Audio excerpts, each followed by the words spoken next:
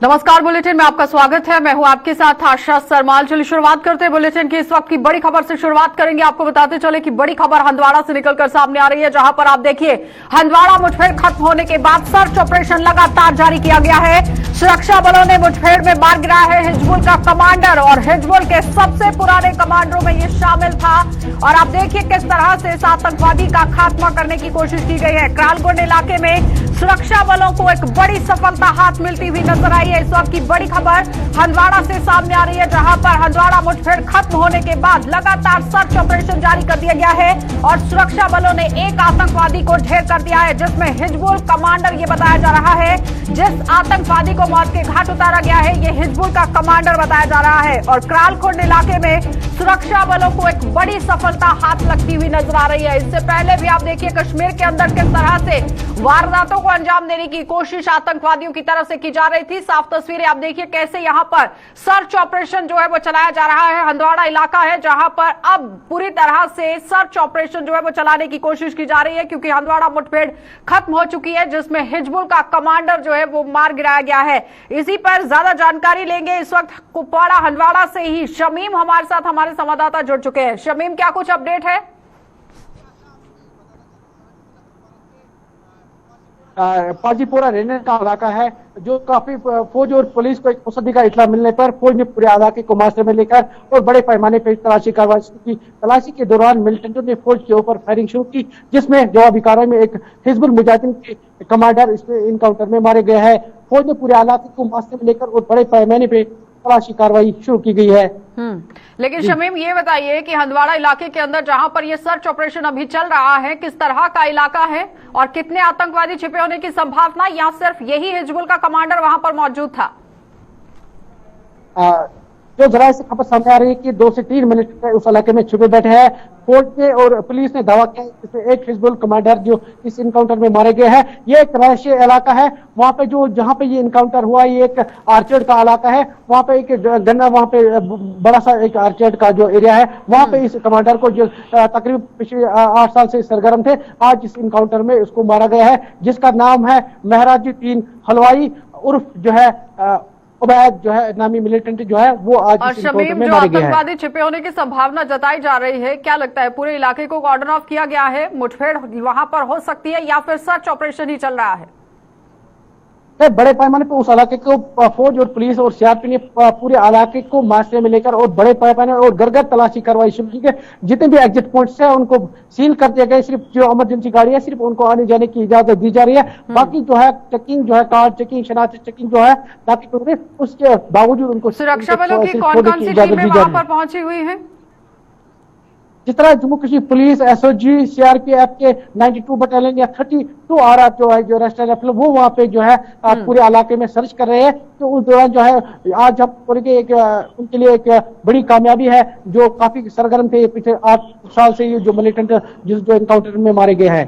शमीम, जिस तरह से ये सबसे पुराना हिजबुल का कमांडर था और इसके मारे जाने के बाद कहीं ना कहीं आतंकवादियों में बौखलाहट जरूर देखने को मिलेगी, क्या कहेंगे? जी हाँ, सही बात है। अगर हंदवाड़ा की बात करें, हंदवाड़ा या रंगेत की बात करेंगे, तो पिछले 2-4 दिन से ऐसा लग रहा था कुछ हंदवाड़ा में कुछ जो मिलिटेंट्स मूवमेंट जो है वो यहाँ पे कुछ से ये खबर मिल रही थी कि यहाँ पे कुछ शमीम, आप इस वक्त कहाँ पर मौजूद हैं? क्या ग्राउंड जीरो पर मौजूद हैं? कहीं आसपास के इलाके में मौजूद हैं जहां पर ये सर्च ऑपरेशन चल रहा है? सवेरे में तकरीबन सुबह तकरीबन 6 बजे वहां पे गया, वहां से मैं वापस आ गया। अब मैं जो है हंदवाड़ा के एक आसपास जो इलाका है वहां पे हूँ। हर जगह पे पुलिस की तरफ से जो है नाकाबंदी जो है हर जगह। चलिए शमीम, बहुत बहुत धन्यवाद जुड़ने के लिए। तो फिलहाल आपने देखा कि शमीम हमारे संवाददाता हमारे साथ जुड़े हुए हैं, जो बता रहे हैं कि किस तरह से हंदवाड़ा इलाके के अंदर मुकम्मल तरीके से मुठभेड़ जो है वो चल रही थी, लेकिन इस वक्त आप देखिए वहां पर मुठभेड़ खत्म कर दी गई है। लेकिन सबसे पुराना हिजबुल कमांडर जो है वो मार गिराया गया है। 2 से 3 आतंकवादियों के छिपे होने की संभावना जताई जा रही है, लेकिन साथ ही आप ये भी देखिए कि सर्च ऑपरेशन लगातार जारी है। चलिए आगे बढ़ जाएंगे। अब आपको श्रीनगर लिए चलते हैं। एक बार फिर से आपको डिलिमिटेशन कमीशन की तरफ से खबर दिखाना बहुत जरूरी है, क्योंकि हदबंदी कमीशन जिस तरह से काम करता हुआ नजर आ रहा है वो सबके सामने है। और साथ ही साथ आप देखिए, डिलिमिटेशन कमीशन आज भी श्रीनगर में सियासी दलों से मुलाकात कर रहा है और अपनी पार्टी सहित अन्य जो दल है वहां पर मुलाकात के लिए पहुंचे हुए हैं। मन की बात वो यहां पर करेंगे और नेशनल कॉन्फ्रेंस और कांग्रेस सहित कई शिष्टमंडल इनसे मुलाकात कर चुके हैं। परिसीमन को निष्पक्ष और पारदर्शी बनाने की लगातार मांग उठती हुई नजर आ रही है और कल से ही ये 4 दिवसीय दौरे पर कमीशन यहां पर पहुंचा हुआ है, जिसकी अगुवाई यहां मुकम्मल तरीके से जस्टिस रंजना जो है वो करती हुई नजर आ रही है। चीफ जस्टिस हैं, रिटायर्ड हैं। लेकिन सबसे बड़ी बात आप ये देखिए कि कल से ही आपको तस्वीरें दिखाने का सिलसिला शुरू किया गया था। आज फिर से डिलिमिटेशन कमीशन श्रीनगर में सियासी दलों की नब्ज टटोलता हुआ नजर आएगा।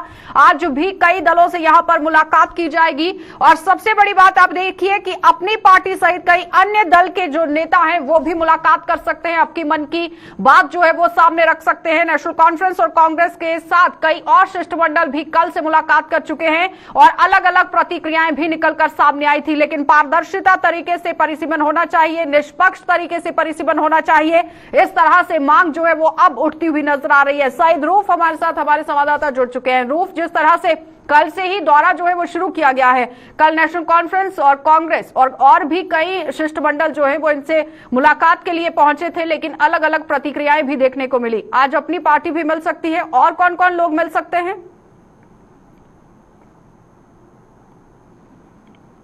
तकरीबन कल 11 पॉलिटिकल पार्टीज के लीडरान जो है वो मुलाकात हुए थे और आज भी अपनी पार्टी के साथ साथ पीडीएफ और बाकी जो अन्य दल है, छोटे मोटे जो पार्टीज है, और उसके बाद जो हर एक डिस्ट्रिक्ट के हवाले से भी इन्होंने जिनको मदऊ किया है, नेशनल कॉन्फ्रेंस कुछ लीडरान को अलग अलग डिस्ट्रिक्ट से मदऊ किया, जैसे डिस्ट्रिक्ट प्रेसिडेंट्स की बात करें उस तरह भी जो है एक प्रोग्राम बनाया गया। वो लीडर्स भी आज जा रहे हैं और इस डिलिमिटेशन कमीशन से मिलने जा रहे हैं। मगर जो ही अब बात यह है कि क्या सब कुछ जो अंदर बात हो रही है, क्या सब पार्टी जो है वो एक ही बात कह रही है कि अलग अलग तरीके से बात को जोड़ा जा रहा है? क्योंकि अब मुख्तलिफ जो स्टेटमेंट सामने आ रहे हैं, कुछ माइनॉरिटी को लेकर बात कर रहे हैं, कुछ गुजर बकरवाल या पहाड़ियों को लेकर बात कर रहे हैं। तो जिस तरह बात हो रही है डिलिमिटेशन कमीशन के सामने, आप हर एक पॉलिटिकल कांग्रेस ने कहा कि 2024 में था तो आज करने की क्या जरूरत आन पड़ी है। तो मुख्तलिफ स्टेटमेंट जो है वो बाहर आ रहे हैं। अभी कंक्रीट क्या कुछ होगा, क्योंकि पीडीपी सारे से दूर है और पीडीपी का ये कहना है कि जो कुछ डिलिमिटेशन कमीशन या सरकार को करना है वो उन्होंने पहले ही तय करके रखा है। क्योंकि जब से ये प्रोसेस स्टार्ट हुआ है तब से लेकर अभी तक की बात करें तो क्यों पॉलिटिकल पार्टी के लीडरान को नहीं बुलाया गया था, उनके साथ बात क्यों नहीं की गई थी, और अब जब फाइनल टच के लिए इसको अब आखिरी मरहले में ये जो कमीशन है बाकी जो मामला तय करने के लिए, तो अब पॉलिटिकल पार्टी को बुलाने का खाली ये है कि ये एक नजर आ रहे हैं सिवाय यहां पर अवामी इत्तेहाद पार्टी और पीडीपी को छोड़कर। बिल्कुल, अवामी नेशनल कॉन्फ्रेंस ने पहले जो उन्होंने अपनी टीम भी सिलेक्ट की थी, फिर उसके बाद उन्होंने भी अपना फैसला जो है वो चेंज किया और उसके बाद पीडीपी की बात करें। देखिए, जब भी इनके लीडरान से बात करें ये कह रहे हैं कि अगर हमारे जाने से कोई कंक्रीट बात सामने आ सकती है, कोई फैसला अच्छा फैसला सामने आ सकता है जो जम्मू कश्मीर के आवाम के हित में होगा, तो जरूर जाएंगे। मगर जब सारा मामला जो है वो पहले ही तय हुआ है, क्योंकि इससे 2-3 महीने पहले से 5-6 महीने पहले से इस पे एक्सरसाइज चल रही है, सारे मामला को देखा भी गया है क्या कुछ करना है। क्योंकि अफवाहों का बाजार गर्म था कि फलानी कॉन्स्टिट्यूंसी को 2 किए जाएंगे, इस इलाके को उसके साथ जोड़ा दिया जाएगा। तो इस तरह की अफवाहें जब बाजार में थी, इसका मतलब है कि जो कुछ डिलिमिटेशन कमीशन को करना है उन्होंने कर लिया है। अब यहाँ के जो लीडरान को बुलाना है ये खाली रस्म है और रस्म पूरा करने के लिए उनको इनवाइट किया गया। लेकिन चिट्ठी में और भी बहुत कुछ लिखा गया था। रूफ, अगर बात की जाए आज की, तो आज क्या लगता है कि अपनी पार्टी के सदर अगर अल्ताफ बुखारी वहां पर पहुंचते हैं तो कौन सी मन की बात वो करने वाले हैं, कुछ अंदाजा?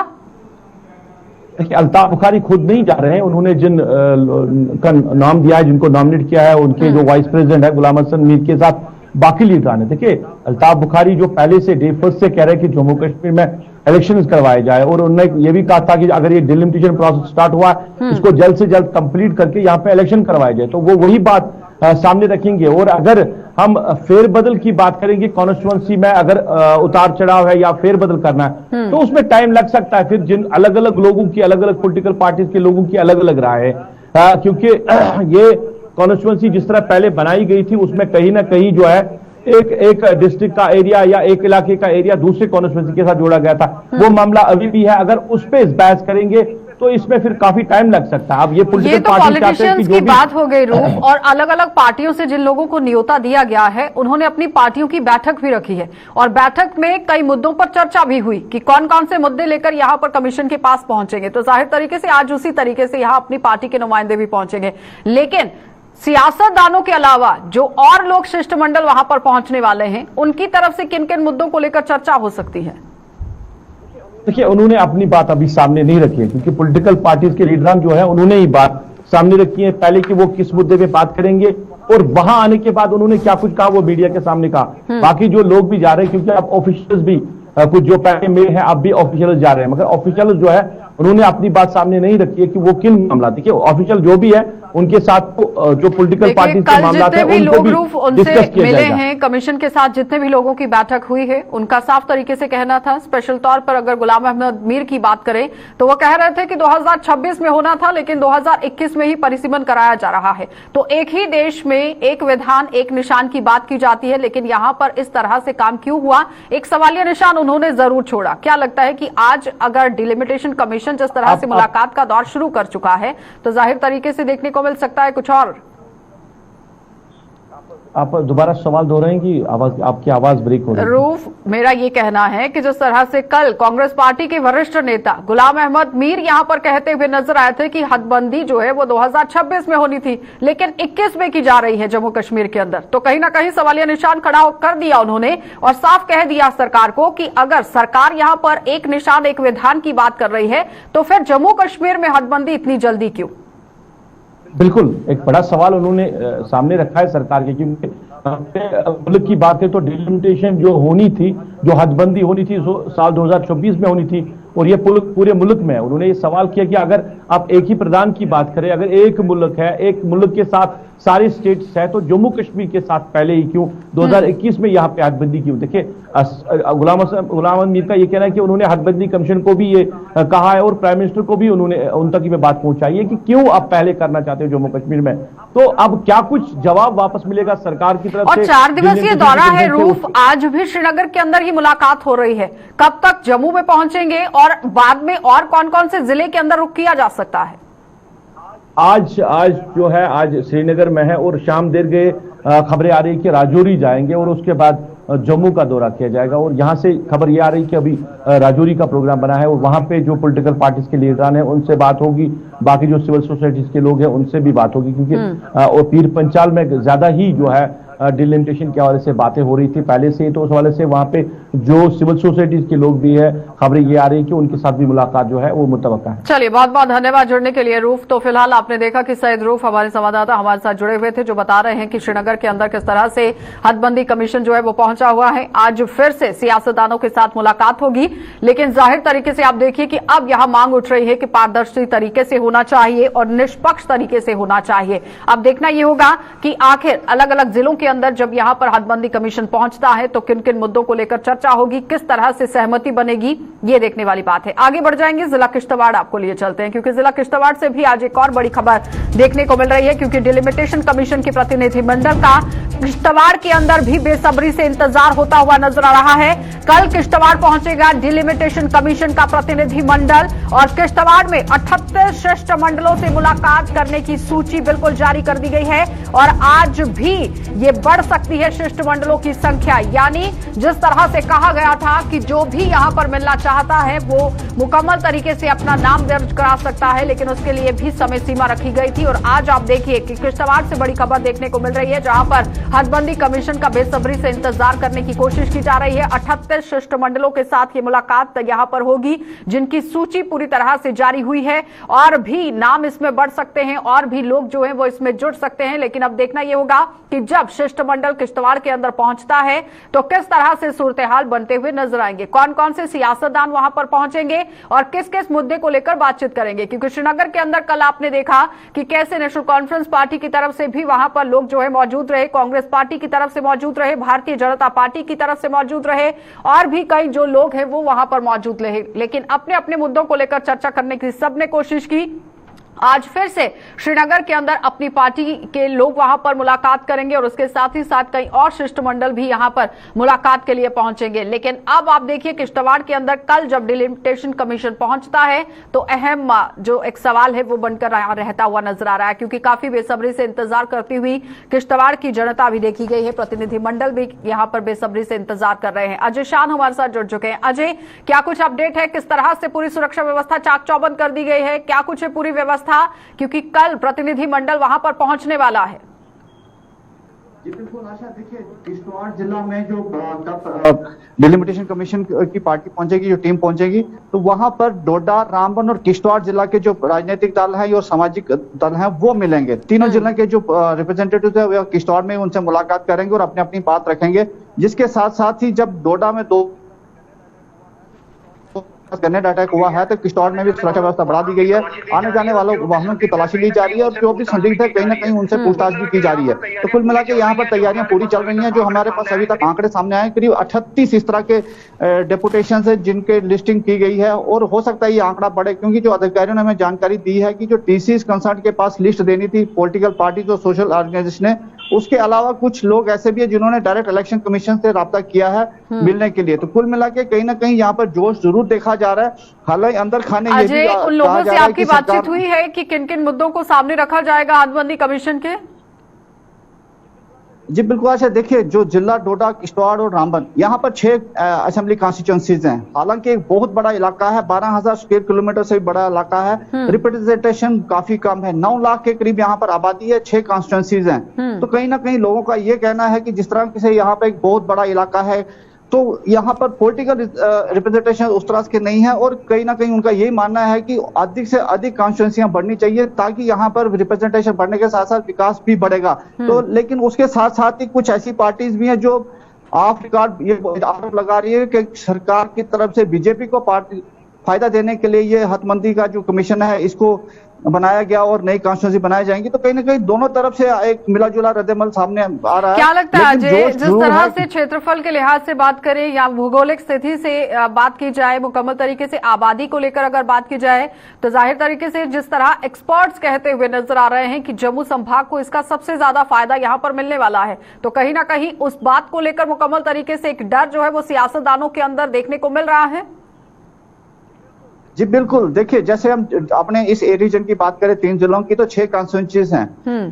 6 एमएलए टोटल यहाँ पर होते थे, 9 लाख लोगों को वो रिप्रेजेंट करते थे। अगर हदबंदी को एरिया वाइज या पॉपुलेशन वाइज कमीशन इसको लेता है तो कहीं ना कहीं यहाँ पर संख्या बढ़ेगी, असेंबली सेगमेंट्स यहाँ पर बढ़ेंगे और ज्यादा फायदा इसमें डोडा जिला को नजर आता है, मिलता हुआ नजर आ रहा है। और कहीं ना कहीं जो राजनेता है उन्होंने एक वोट बैंक जो बना के रखा था उसमें छेड़छाड़ जरूर होगी, क्योंकि जो जिला डोडा की कुछ इलाके किश्तवाड़ कॉन्स्टिट्यूंसी में है और कुछ रामबन कॉन्स्टिट्यूंसी में है, तो कहीं ना कहीं वो श्रिंक होंगी और डोडा जिला के इलाका जो है कॉन्स्टिट्यूंसी बढ़ेंगी और जो लोकल कॉन्स्टिट्यूंसीज है चाहे रामबन की हो या किश्तवाड़ की हो उनमें फेरबदल जरूर होगा। तो इसके चलते जो राजनेता हैं उनकी कुर्सी भी डगमगाती नजर आ रही है और अब वही आरोप प्रत्यारोप ये लग रहे हैं कि खासकर नेशनल कॉन्फ्रेंस कांग्रेस और पीडीपी, उनका यही कहना है कि सरकार जो है भाजपा को लाभ देना चाहती है, लेकिन कहीं ना कहीं लोगों में ये खुशी जरूर देखी जा रही है, क्योंकि उनका ये कहना था कि उनकी कॉन्स्टिट्यूंसी लंबी लंबी कॉन्स्टिट्यूंसी थी, उनको उन तक नेता नहीं पहुंचते थे। अगर छोटी होती है, श्रिंक होती है, तो उनकी रिप्रेजेंटेशन यानी सीट्स में इजाफा हो सकता है अगर पारदर्शिता तरीके से हदबंदी कमीशन यहां पर काम करेगा। बहुत बहुत धन्यवाद अजय जुड़ने के लिए। तो फिलहाल आपने देखा कि अजय शान हमारे साथ जुड़े हुए थे जो बता रहे हैं कि किस तरह से कल हदबंदी कमीशन के जिला किश्तवाड़ के अंदर पहुंचेगा, अलग अलग प्रतिनिधि मंडल यहां पर मुलाकात करेंगे और मुकम्मल तरीके से कॉन्स्टिट्यूंसी को लेकर बात करने की कोशिश की जाएगी कि विधानसभा जो क्षेत्र हैं उसके अंदर आबादी कितनी है और इस लिहाज से कितनी आबादी होनी चाहिए और कितनी सीट्स यहां पर बढ़ेंगी, ये देखने वाली बात है। लेकिन सबसे बड़ी बात यहां पर यह रख दी गई है, मांग उठाई गई है कि पारदर्शी तरीके से अगर काम होगा तो जाहिर तरीके से फायदा होगा। आगे बढ़ जाएंगे, जिला सांबा आपको लिए चलते हैं क्योंकि आज जिला सांबा से भी एक और बड़ी खबर जो है वो देखने को मिली है। लगातार आप देखिए जिला सांबा के अंदर सरकार की मुमकिन योजना मुकम्मल तरीके से नामुमकिन ही साबित हो रही है और युवाओं में जागरूकता का अभियान बना हुआ है सबसे बड़ा कारण और बेरोजगारी को दूर करने में कारगर साबित हो सकती है ये योजना। और बेरोजगारी को अभी भी यहाँ पर आप देखिए किस तरह से देखा जा रहा है, क्योंकि बेरोजगारों को अभी तक योजना की ABC भी नहीं मालूम, यानी कि बिल्कुल मुकम्मल तरीके से जागरूकता नहीं डाली गई है कि आखिर ये मुमकिन योजना है क्या और किस तरह से काम करेगी। लेकिन सबसे बड़ा कारण यहाँ पर जागरूकता बना हुआ है। जागरूकता अभियान चलाना बहुत जरूरी था, जिसमें युवाओं में ये जागरूकता डालने की जरूरत थी कि आखिर वो समझ पाते कि बेरोजगारी को खत्म करने के लिए जो मुमकिन योजना यहाँ पर लाई गई है वो क्या है और किस तरह से काम करेगी, कितना फायदा युवाओं को यहाँ पर होगा और किस तरह से फायदा होगा, ये देखने वाली बात थी। आपको बताते चले कि जब भी कोई योजना परियोजना चलाई जाती है उसका जमीनी सतह तक पहुंचना बहुत जरूरी रहता है, लेकिन अगर कोई जमीनी सतह तक ये योजना नहीं पहुंच पाती है, उसका लाभ आम जनता तक नहीं पहुंच पाता, तो जाहिर तरीके से उस योजना का कोई फायदा नहीं दिखता है। लेकिन अब आप देखिए जिला सांबा के अंदर मुमकिन योजना का अभी तक युवाओं को कोई लाभ मिलता हुआ नजर नहीं आ रहा है। बेरोजगारी को दूर करने के लिए ये योजना बिल्कुल लाभकारी यहां पर साबित होने वाली थी, लेकिन उससे पहले युवाओं के अंदर रोजगार को लेकर जागरूकता डालना बहुत जरूरी था कि मुमकिन योजना किस तरह से काम करेगी और कितना फायदा यहां पर होगा। क्योंकि आए दिन आप देखिए किस तरह से युवा जो है वो धरना प्रदर्शन करते हुए नजर आ रहे हैं। नौकरी नहीं होने की वजह से कई बार आत्महत्या के मामले भी सामने आ रहे हैं और कई बार प्रशासन को चेतावनी भी दी जा रही है कि कैसे अगर नौकरी नहीं दी जाती है तो वो आने वाले समय में काम करेंगे। लेकिन सबसे बड़ी बात आप ये समझिए कि जागरूकता डालना बहुत जरूरी है। ऋषि खजूरिया हमारे साथ जुड़ चुके हैं। ऋषि, सबसे पहला सवाल और सटीक सवाल यही कि ये समझाइए मुमकिन योजना है क्या? आपको बता दें कि जिस तरह से लगातार बेरोजगारी का स्तर बढ़ता जा रहा है, जम्मू कश्मीर यूटी की बात करें तो लगातार ये चीजें देखने को मिलती है। और इसके अलावा जो युवा हैं वो अगर उनको नौकरी नहीं मिलती तो वो किस तरह के स्टेप उठाते हैं ये भी आप सारे लोग जानते हैं। लेकिन इसी के साथ प्रशासन द्वारा एक पिछले साल ये योजना चलाई गई थी मुमकिन स्कीम ये है कि जितने भी अनएम्प्लॉयड यूथ है जम्मू कश्मीर यूटी के, उनके जितने भी यूथ अलग अलग जिलों से बिलोंग करते हैं उनके लिए ये स्कीम लाई गई थी। और ये बताया गया था कि जो एडी एम्प्लॉयमेंट है और जो मोटर व्हीकल डिपार्टमेंट है इनकी कोलैबोरेशन से ये स्कीम को आगे बढ़ाया गया था कि अनएम्प्लॉयड यूथ को यहाँ पर कमर्शियल व्हीकल जो है वो दी जाएगी, यानी वो गाड़ी ले सकते हैं, उसके ऊपर आपको सब्सिडी दी जाएगी और डिस्काउंट भी दिया जाएगा ताकि वो अपना सोर्स ऑफ इनकम जनरेट कर पाए। लेकिन कहीं ना कहीं 1 साल हो गया इस योजना को चलाए हुए और मुमकिन नाम इसको दिया गया, लेकिन अभी तक ये स्कीम जो वो ये कह सकते हैं कि नामुमकिन नजर आ रही है। कहीं ना कहीं अवेयरनेस की काफी ज्यादा कमी है। और कल जब हमने यहाँ के सांबा की जो ARTO है उनसे जब हमने बात की तो उन्होंने कहा कि इतना ज्यादा फायदा अनएम्प्लॉयड यूथ को हो सकता है क्योंकि नौकरी नहीं मिल रही है और वो अगर कमर्शियल गाड़ी लेते हैं तो उसके लिए कोई ज्यादा हार्ड एंड फास्ट रूल्स नहीं है। आप लोग सीधे संपर्क कर सकते हैं ARTO ऑफिस में, अलग अलग जिला के हिसाब से यहाँ जम्मू के RTO ऑफिस में कर सकते हैं। और एडी एम्प्लॉयमेंट यहाँ आप ये कह सकते हैं कि एम्प्लॉयमेंट जनरेट किया जाता है तो वहां पर भी संपर्क कर सकते हैं और वहां पे डॉक्यूमेंटेशन कर सकते हैं। डॉक्यूमेंटेशन क्या लगता है ऋषि कि जागरूकता अभियान क्यों नहीं अभी तक चलाया गया प्रशासन की तरफ से, सरकार की तरफ से? क्योंकि सरकार की तरफ से अगर निर्देश दिए गए होते तो जाहिर तरीके से प्रशासन इस पर काम करता। बिल्कुल, मैं वही आपको बता रहा हूँ कि शायद कमर्शियल गाड़ी का जब जिक्र किया जाता है तो कमर्शियल गाड़ी चलाने से लोग परहेज भी करते हैं। अनएम्प्लॉयड यूथ जो है वो शायद इस चीज को जो वो एक्सेप्ट नहीं करता कि हम अब गाड़ी चलाएंगे उसके बाद अपना जो वो सोर्स ऑफ इनकम जनरेट करेंगे। मुझे लगता है कि ये भी एक कारण हो सकता है कि प्रशासन का जो कहना है कि 1 साल पहले ये स्कीम लॉन्च की गई और अभी तक मैं जिला सांबा का अपडेट करूं तो पिछले साल से जब से ये स्कीम लॉन्च की गई अभी तक 25 सिर्फ फॉर्म जो है वो लगे हैं, यानी 25 अनएम्प्लॉयड यूथ जो है वो उन्होंने इसका फायदा लिया है, इससे ज्यादा फायदा नहीं लिया है। तो कहीं ना कहीं 1 साल पहले ये स्कीम लाई गई और अभी तक इतने ही अनएम्प्लॉयड यूथ इसके साथ जुड़े हैं तो आप अंदाजा लगा सकते हैं कि अवेयरनेस की काफी ज्यादा कमी है। लेकिन कहीं ना कहीं प्रशासन के साथ जब हमने बात की तो उन्होंने कहा कि अब इसको जो है वो अलग अलग एरियाज में जाकर जो वो पूरे अवेयरनेस प्रोग्राम्स लॉन्च किए जाएंगे ताकि अनएम्प्लॉयड यूथ जो वो स्कीम का फायदा ले पाए। सवालिया निशान जो है वो LG प्रशासन पर भी लगता हुआ नजर आ रहा है क्योंकि सरकार तो है नहीं, केंद्र शासित प्रदेश है और केंद्र शासित प्रदेश के अंदर LG प्रशासन इस वक्त काम कर रहा है, लेकिन क्या काम कर रहा है वो कहीं पर दिख नहीं रहा। अगर कोई योजना चलाई गई है युवाओं को फायदा देने के लिए चलाई गई है तो उसके लिए युवाओं में जागरूकता डालना बहुत बड़ी बात थी। जब तक आप लोग जागरूकता ही नहीं डालेंगे, आम जनता को समझाएंगे नहीं कि इस योजना का किस तरह से लाभ लेना है तो कैसे होगा? बिल्कुल सही कहा आपने, क्योंकि योजना जब इस योजना की शुरुआत की गई, इसे लॉन्च किया गया तो रिबन एक काट दिया गया, हो गई शुरुआत। लेकिन जमीनी सतह पर अगर इस स्कीम को उतारना था तो उसके लिए प्लान आपको बनाने थे, उसको लेकर आपको प्लान एग्जीक्यूट करने थे, वो शायद करने में पूरी तरह से नाकाम साबित हुआ है एलजी प्रशासन।